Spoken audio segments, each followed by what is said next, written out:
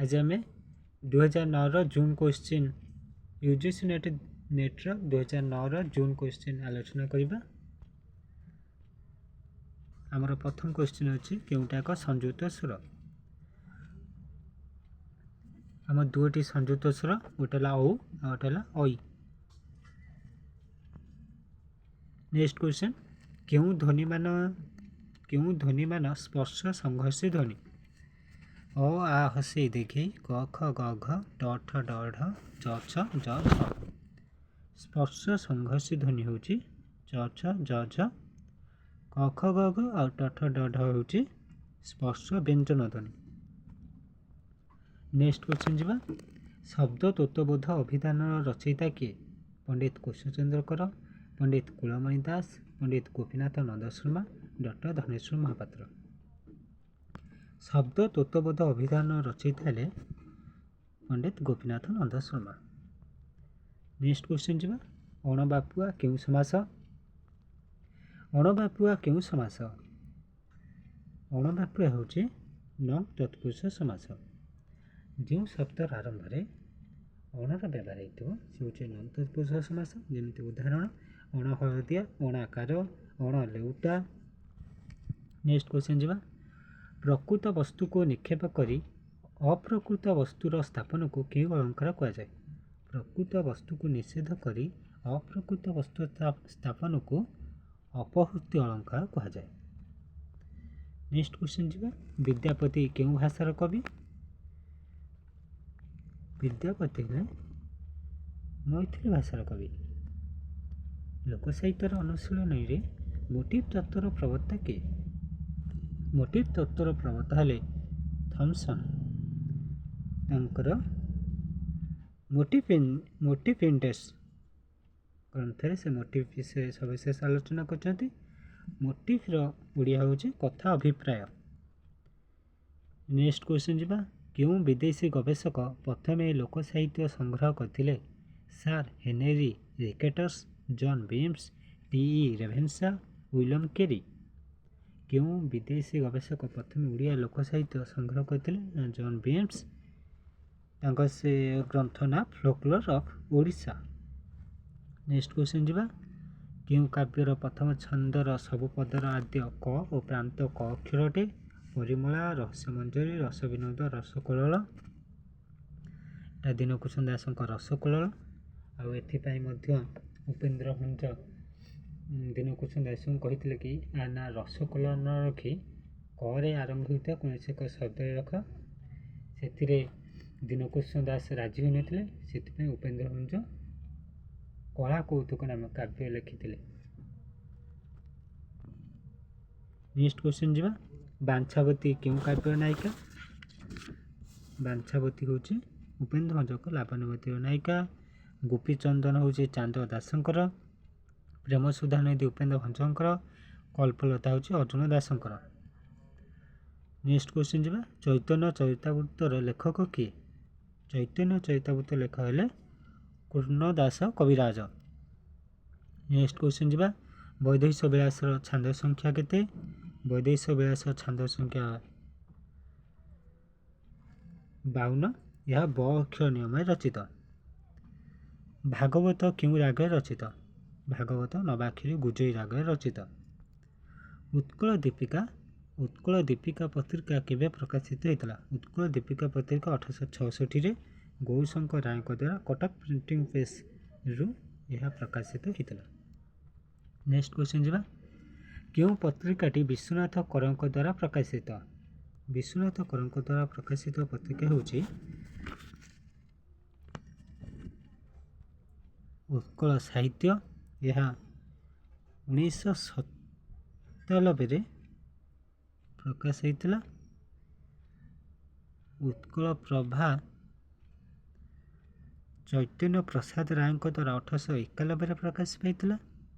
उत्कल हितैषिणी कालीपद बंदोपाध्याय द्वारा 1868 प्रकाश होता। उत्कल दर्पण 1873 इंद्रवल्लभ भट्टाचार्य द्वारा प्रकाशित होता। नेक्स्ट क्वेश्चन जीवा साधु भाषा थाभिधान संकलक किए? ସାଧୁ ଭାଷା ଥ ବିଧାନର ସଂକଳକ କିଏ? ସଂକଳକ ହେଲେ ଆମସ୍ ସଟନ୍। ଆମସ୍ ସଟନ୍। ନେକ୍ସଟ କ୍ୱେଶ୍ଚନ୍ ଯିବା। କେଉଁ କାବ୍ୟଟି ଏକ ଭିନ୍ନ ଧରଣର ମଧ୍ୟଯୁଗୀୟ କାବ୍ୟ? ଭିନ୍ନ ଧରଣ ମଧ୍ୟଯୁଗୀୟ କାବ୍ୟ ହେଉଛି ବୈଜନାଥ ବଡ଼ଜେନାଙ୍କ ସମୟ ତରଙ୍ଗ। ଏହା ଇତିହାସ ଭିତ୍ତିକ କାବ୍ୟ। ଏଥିରେ ଢେଙ୍କାନାଳ ଓ ମରହଟ୍ଟାମାନଙ୍କ ମଧ୍ୟରେ ଯୁଦ୍ଧ ବର୍ଣ୍ଣିତ। ହରିବଂଶ ପୁରାଣର ରଚୟିତା କିଏ? ପଞ୍ଚପୁରାଣ ମଧ୍ୟ ହରିବଂଶ ଯାଉଛି। ଏ ହେଉଛି ଅଚ୍ୟୁତାନନ୍ଦ ଦାସଙ୍କର। ନେକ୍ସଟ କ୍ୱେଶ୍ଚନ୍ ଯିବା। ସଂସ୍କୃତ ମହାଭାରତର ଓଡ଼ିଆରେ ଆକ୍ଷରିକ ଅନୁବାଦ କିଏ କରିଥିଲେ? ସଂସ୍କୃତ ମହାଭାରତର ଓଡ଼ିଆରେ ଆକ୍ଷରିକ ଅନୁବାଦ କୃଷ୍ଣ ସିଂହ କରିଥିଲେ। ନେକ୍ସଟ କ୍ୱେଶ୍ଚନ୍ ଯିବା। ଅଭିମନ୍ୟୁଙ୍କର ଗ୍ରନ୍ଥ କେଉଁଟା? ଲକ୍ଷ୍ମୀନାରାୟଣ ବଚନିକା, ପ୍ରେମ ଚିନ୍ତାମଣି, ବେଦାନ୍ତସାର, ଗୁପ୍ତଗୀତା, ରାମବିଭା। ଅଭିମନ୍ୟୁ ସାମନ୍ତ ସିଂହଙ୍କର ଗ୍ରନ୍ଥ ହେଲା ପ୍ରେମ ଚିନ୍ତାମଣି। ବଳରାମ ଦାସଙ୍କର ହେଲା ବେଦାନ୍ତସାର ଗୁପ୍ତଗୀତା। ଅର୍ଜୁନ ଦାସଙ୍କର ହେଲା ରାମବିଭା। ଶାଳା ଦାସଙ୍କର ହେଲା ଲକ୍ଷ୍ମୀନାରାୟଣ ବଚନିକା। ଅପସନ୍ ଏ ହେବ ରାଇଟ୍ ଆନ୍ସର୍। ନିମ୍ନଲିଖିତ ପତ୍ରିକା ଗୁଡ଼ିକୁ କାଳକ୍ରମେ ସଜାଅ।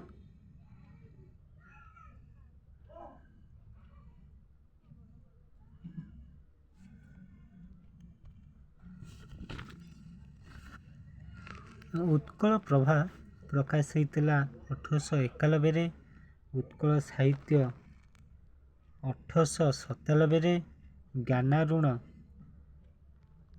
1849ରେ। ଶିକ୍ଷାବନ୍ଧୁ 1886ରେ। ଶିକ୍ଷାବନ୍ଧୁର ସମ୍ପାଦକ ଥିଲେ ମଧୁସୂଦନ ରାଓ। ଜ୍ଞାନାରୁଣର ଲେଭେଲାଣ୍ଡ ରେସି। ଉତ୍କଳ ସାହିତ୍ୟର ବିଶ୍ୱନାଥ କର। ଉତ୍କଳ ପ୍ରଭାର ଚୈତନ୍ୟ ପ୍ରସାଦ ରାୟ। ଆମର ଏଥିରେ ରାଇଟ୍ ଆନ୍ସର୍ ହେବ ଅପସନ୍ ବି। କାହିଁକିନା ଉତ୍କଳ ପ୍ରଭା ଜ୍ଞାନାରୁଣଟା ପ୍ରକାଶ ପାଇଥିଲା 1849ରେ। ଶିକ୍ଷାବନ୍ଧୁଟା 1886ରେ। ଉତ୍କଳ ପ୍ରଭାଟା 1891ରେ। ଉତ୍କଳ ସାହିତ୍ୟ 1897। ନେକ୍ସଟ କ୍ୱେଶ୍ଚନ୍ ଯିବା। କୋଣାର୍କେ କାହାର? କୋଣାର୍କେ ହେଉଛି ନୀଳକଣ୍ଠ ଦାସଙ୍କର। ଅରଣ୍ୟ ଫସଲ ନାଟକ ହେଉଛି ମନୋରଞ୍ଜନ ଦାସଙ୍କର। କଣ୍ଟାଫୁଲ କବିତା ସଂକଳନ ଗୋଦାବରୀଶ ମହାପାତ୍ରଙ୍କର। ପ୍ରବନ୍ଧ ସୋପାନ ହେଉଛି ବିପିନ ବିହାରୀ ରାୟଙ୍କର। ଅପସନ୍ ଡି ହେବ ରାଇଟ୍ ଆନ୍ସର୍। ନେକ୍ସଟ କ୍ୱେଶ୍ଚନ୍ ଯିବା। ନିମ୍ନଲିଖିତ ଅନୁଷ୍ଠାନକୁ କାଳକ୍ରମେ ସଜାଅ। ଲେଖିବାରେ କେଉଁଠି ଠିକ୍ ଅଛି? ଉତ୍କଳ ସଭା, ଉତ୍କଳ ସମ୍ମିଳନୀ, କୌଶଳ କଳାମଣ୍ଡଳ, ଫକୀରମୋହନ ସାହିତ୍ୟ ପରିଷଦ।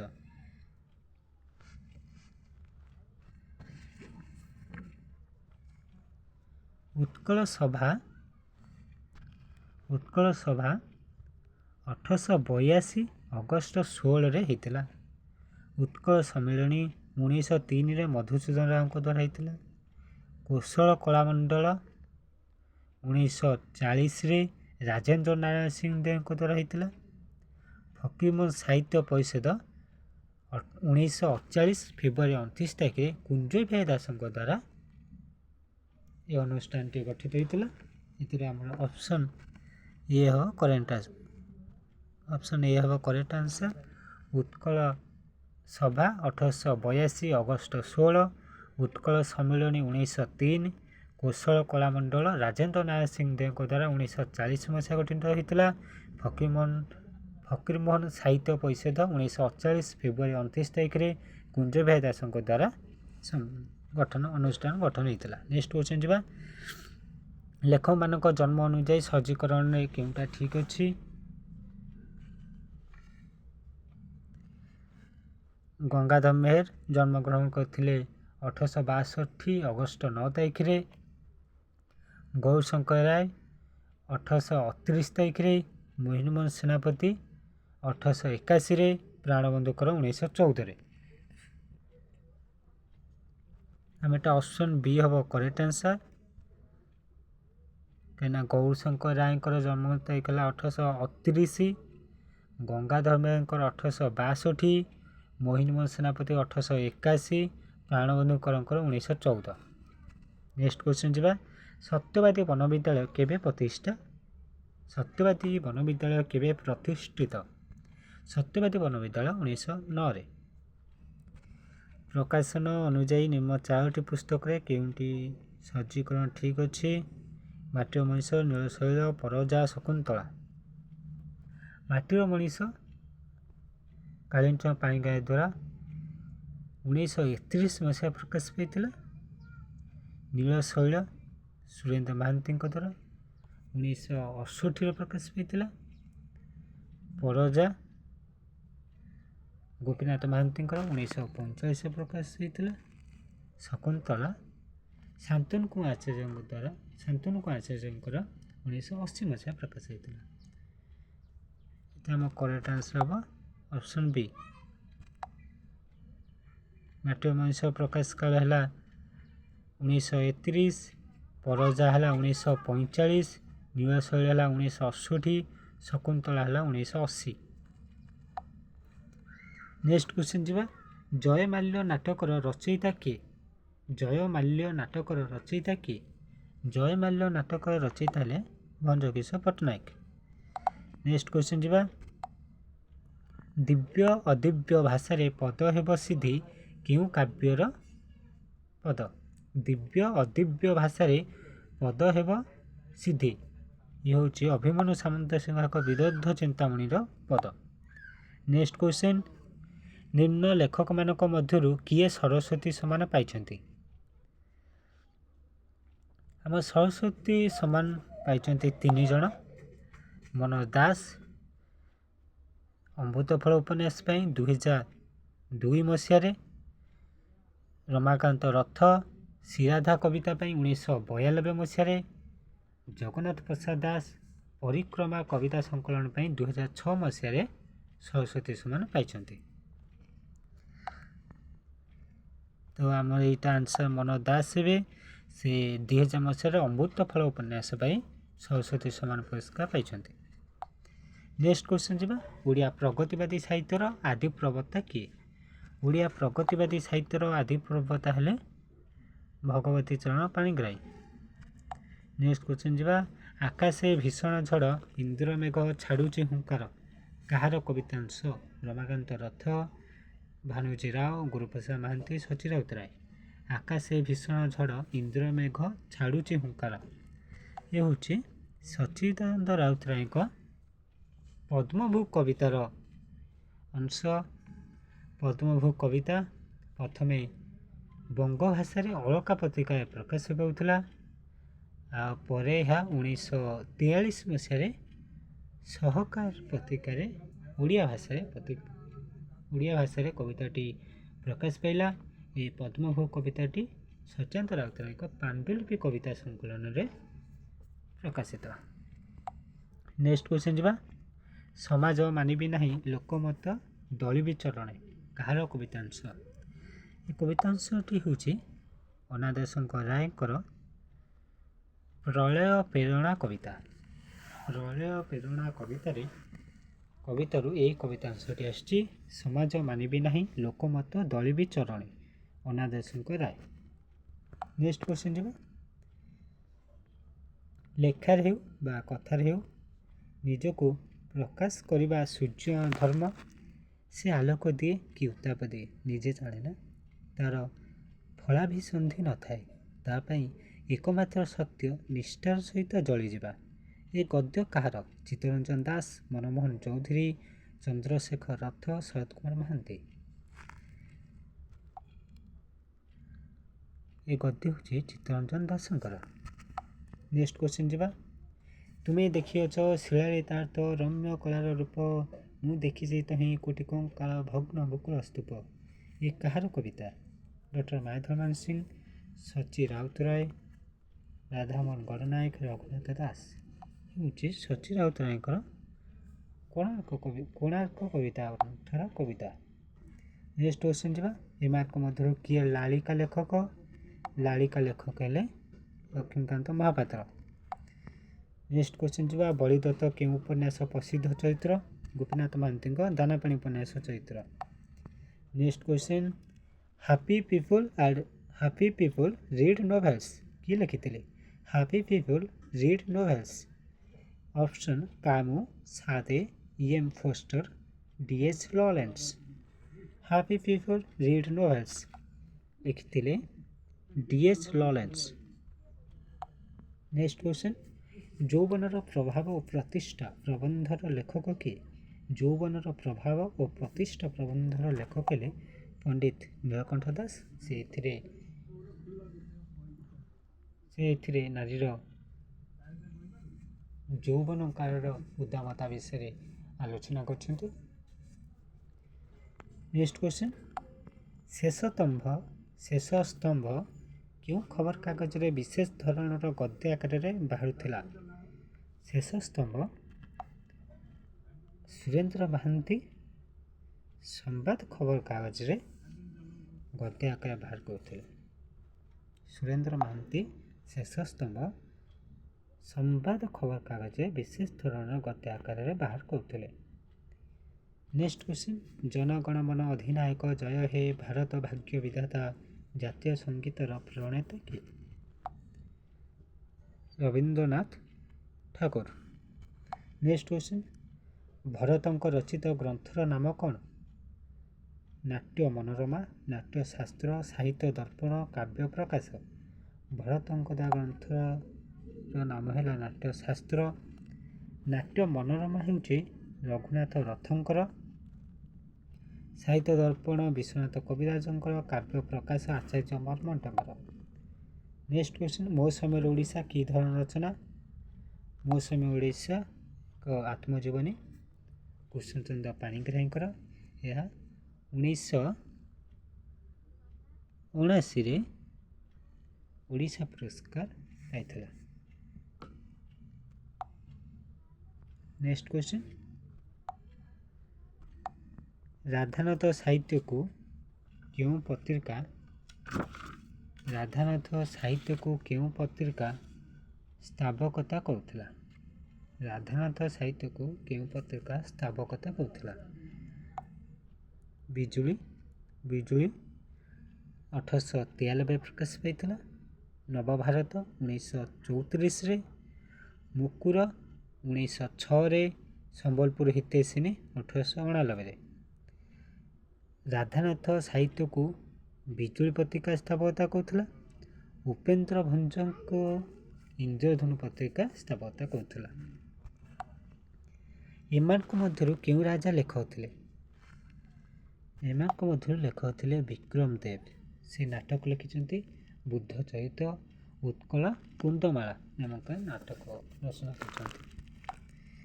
ନେକ୍ସଟ କ୍ୱେଶ୍ଚନ ସବୁଜ ସାମ୍ପ୍ରତିକ କେଉଁ ସମାଲୋଚକଙ୍କ ଆଲୋଚନା କରିଥିବ ସବୁଜ ସାମ୍ପ୍ରତିକ ନିତ୍ୟାନନ୍ଦ ଶତପଥୀଙ୍କର। ନେକ୍ସଟ କ୍ୱେଶ୍ଚନ ଗୋଦାବରୀଶ ମହାପାତ୍ରଙ୍କ ବ୍ୟଙ୍ଗ ବିଦ୍ରୂପଧର୍ମୀ ପତ୍ରିକାର ନାମ କ'ଣ ଗୋଦାବରୀଶ ମହାପାତ୍ରଙ୍କ ବ୍ୟଙ୍ଗ ବିଦ୍ରୂପଧର୍ମୀ ପତ୍ରିକାଟି ହେଲା ନିଆଁଖୁଣ୍ଟା ଏହା 1938 ମସିହାରେ ପ୍ରକାଶିତ ହୋଇଥିଲା। ମାନସ ପତ୍ରିକାଟି ହେଉଛି କୃଷ୍ଣ ପ୍ରସାଦ ମିଶ୍ରଙ୍କର ଏହା 1972ରେ ପ୍ରକାଶ ହୋଇଥିଲା।